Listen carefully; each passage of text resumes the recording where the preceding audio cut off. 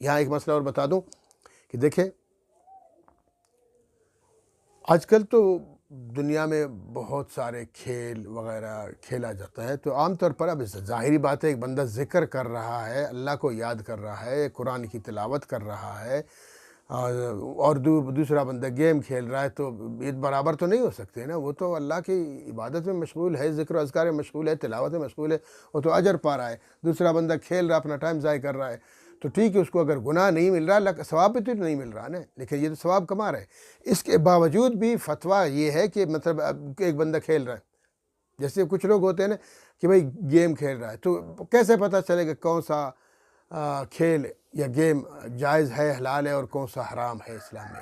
تو اس میں علماء نے فرمایا کہ دیکھیں یہی چیز ہے۔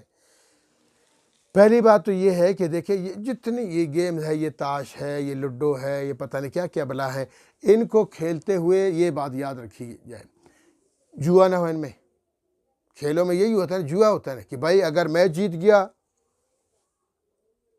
میں تمہیں کھانا کھلا دوں گا، اور اگر تم جیت گئے پھر تم جیت گئے تو میں کھانا کھلا دوں گا، اور میں جیت گیا تم مجھے کھانا کھلا دو گے۔ کرکٹ وغیرہ میں یہ جو سٹے وغیرہ لگاتے ہیں نا، یہ سب حرام ہے، جوا ہے، بہت بڑا گناہ ہے۔ جیسے شراب حرام ہے، اسی طرح جوا کھیلنا بھی حرام ہے۔